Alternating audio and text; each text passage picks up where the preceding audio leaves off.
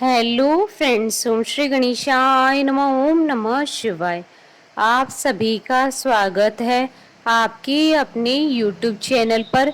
Friends, आज हम आपको इस वीडियो में बताने जा रहे हैं आषाढ़ मास की कृष्ण पक्ष की कालाष्टमी का शुभ मुहूर्त, पूजा विधि, व्रत कथा, महत्व और उपायों के बारे में।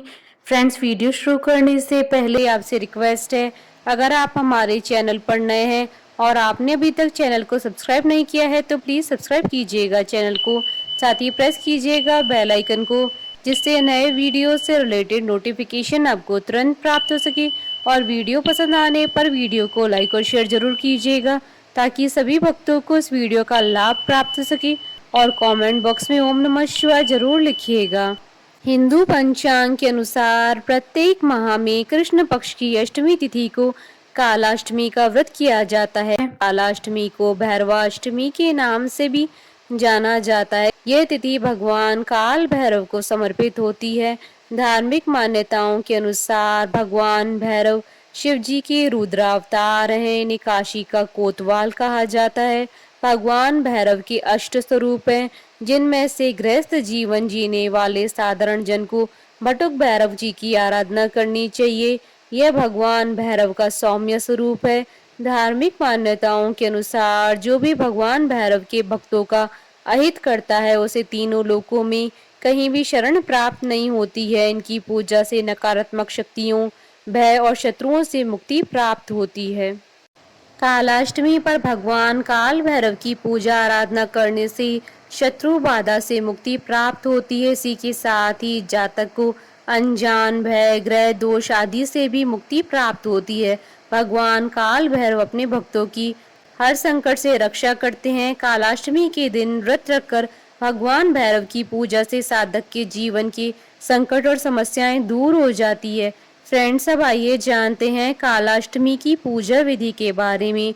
अष्टमी तिथि के दिन प्रातःकाल जल्दी उठकर स्नान आदि करके व्रत का संकल्प करें। अब मंदिर की साफ सफाई करके भगवान के सामने दीपक प्रज्वलित करें। काल भैरव भगवान के साथ ही भगवान शिव जी की भी विधि विधान से पूजा करें। इसके बाद पूरे दिन व्रत करें और रात को पुनः पूजन करें। भगवान काल भैरव की पूजा रात्रि के समय करने का विधान है। धूप, काले तिल, दीपक, उड़द और सरसों के तेल से काल भैरव जी की पूजा करनी चाहिए। इसके साथ ही उन्हें हलवा, मीठी पूरी और जलेबी आदि का भोग लगाना चाहिए और वहीं पर बैठकर भैरव चालीसा का पाठ करें। पाठ पूर्ण हो जाने के पश्चात आरती करें। फ्रेंड्स, अब आइए जानते हैं साल 2024 की आषाढ़ मास की मासिक कालाष्टमी के शुभ मुहूर्त के बारे में। हिंदू पंचांग के अनुसार साल 2024 की आषाढ़ मास की मासिक कालाष्टमी का व्रत 28 जून 2024 शुक्रवार के दिन है। आषाढ़ कृष्ण अष्टमी तिथि ये प्रारंभ होगी 28 जून 2024 को शाम 4:27 पर और आषाढ़ कृष्ण अष्टमी तिथि का समापन होगा 29 जून 2024 को दोपहर 2:19 पर। निशिता काल पूजन का समय रहेगा रात्रि 12:10 से रात्रि 12:51 तक और इस दिन रवि योग रहेगा। 28 जून 2024 को सुबह 5:36 से सुबह 10:10 तक। फ्रेंड्स, अब आइए जानते हैं कालाष्टमी के दिन किए जाने वाले उपायों के बारे में। काल भैरव को प्रसन्न करने के लिए, उनकी कृपा पाने के लिए कालाष्टमी के दिन भगवान भैरव की प्रतिमा के आगे सरसों के तेल का दीपक जलाएं और श्री काल भैरवाष्टकम का पाठ करें। मनोकामना पूर्ण होने तक प्रतिदिन इस उपाय को भक्ति भाव से करें। कालाष्टमी के दिन 21 बिल्वपत्रों पर चंदन से ओम नमः शिवाय लिखकर शिवलिंग पर चढ़ाएं। इस विधि से पूजन करने पर भगवान भैरव प्रसन्न होंगे और आपकी सभी मनोकामनाएं पूर्ण होंगी। कालाष्टमी के दिन भगवान भैरव को प्रसन्न करने के लिए काले कुत्ते को मीठी रोटी खिलाएं। यदि काला कुत्ता उपलब्ध न हो तो किसी भी कुत्ते को खिलाकर ये उपाय कर सकते हैं। इस उपाय को करने से न सिर्फ भगवान भैरव बल्कि शनिदेव की कृपा भी बरसेगी। कालाष्टमी के दिन किसी भी भैरव मंदिर में गुलाब, चंदन की खुशबूदार 33 अगरबत्तियां जलाएं। ऐसा करने से आपके सारे कष्ट दूर होंगे। फ्रेंड्स, अब आइए प्रारंभ करें कालाष्टमी की पौराणिक व्रत कथा। पौराणिक व्रत कथा के अनुसार एक बार की बात है कि ब्रह्मा, विष्णु और महेश इन तीनों में श्रेष्ठता की लड़ाई चली। इस बात पर बहस बढ़ गई तो सभी देवताओं को बुलाकर बैठक की गई।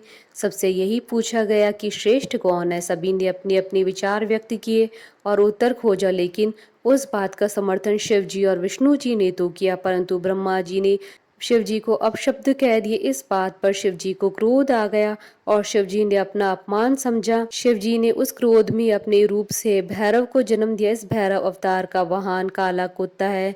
इनके हाथ में एक छड़ी है। इस अवतार को माँ कालेश्वर के नाम से जाना जाता है, इसलिए इन्हें दंडाधिपति भी कहा गया है।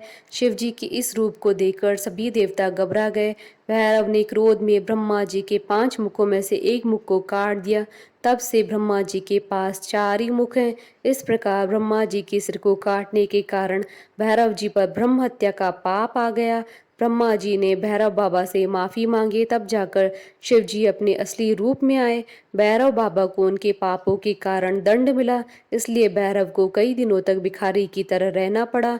इस प्रकार कई वर्षों बाद वाराणसी में इनका दंड समाप्त हुआ। इनका एक नाम दंडपाणी भी पड़ा। बोलिए भैरव बाबा की जय। हमारे साथ इस वीडियो में अंत तक बने रहने के लिए आपका धन्यवाद। ओम श्री गणेशाय नमः। ओम नमः शिवाय।